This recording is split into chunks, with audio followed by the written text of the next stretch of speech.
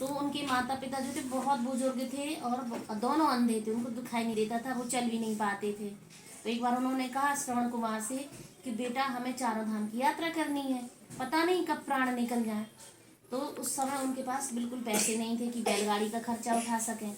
तो श्रवण कुमार ने एक पालकी बनाई, कैसी, कंधे पर टांगने वाले, दोनों तरफ से है ना, एक तरफ माता को बिठाया, एक तरफ पिता को बिठाया और उनको लेके वो चारों धाम की यात्रा करने लगे। ठीक है, तो ऐसे ऐसे वो अपने माता पिता को ले जाके यात्रा करा रहे थे। तो एक बार जंगल में रात हो गई, वहाँ रुके, उनके माता पिता को प्यास लगी।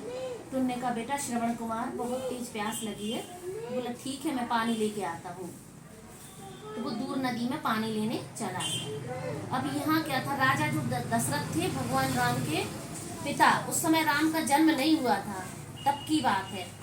तो वो आए जंगल में शिकार करने के लिए हिरण का, पहले राजा लोग शिकार करते थे ना।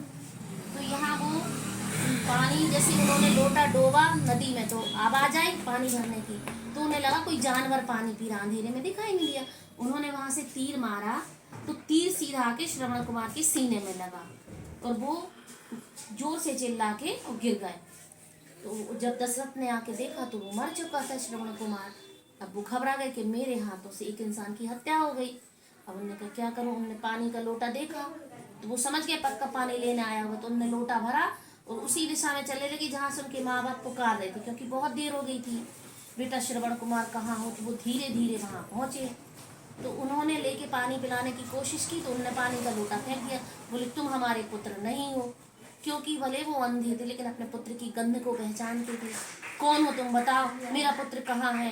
तो उन्होंने कहा आपके पुत्र की मेरे हाथों हत्या हो गई है और मैं राजा दशरथ हूँ अयोध्या का। एक मिनट यहीं से निकलना। तो उनके माता पिता को बहुत क्रोध आया। उन्होंने कहा कि जैसे हम लोग अपने पुत्र के मोह में तड़प तड़प के प्राण त्यागेंगे, ऐसे ही तुम अपने पुत्र के मोह में भी प्राण त्यागोगे।